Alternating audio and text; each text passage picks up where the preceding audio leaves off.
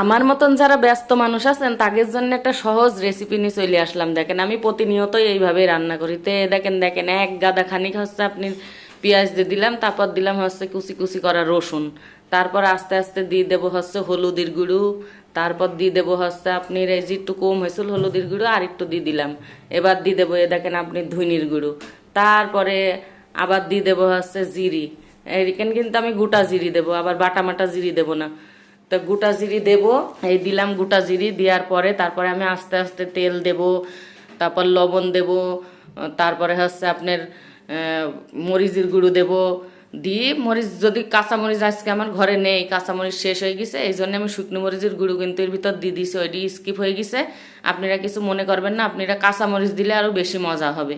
দিয়ে নেবেন, দিয়ে এইটি সুন্দর করে দেখেন এরম করে মাখি নেবেন, মাখি মাখি মাখি নিয়ে তারপরে এই কাঁচা মাছটা এর উপর দিয়ে দেবেন। দিয়ে কাঁচা মাছটা সুন্দর করে এই মশলার সাথে একদম মিশ করে মাখি নেবেন, কোনো রকম যাতে এর গায়ে একদম সুন্দর মতো একদম লাগি লাগি যায় সেরাম করে একদম মাখি নেবেন। মাখি নিয়ে সুন্দর মতো মাখাবেন, মাখাতেই থাকবেন মাখাতেই থাকবেন মাখি নিয়ে তারপরে দেখেন এরম একটা কালার আসবে।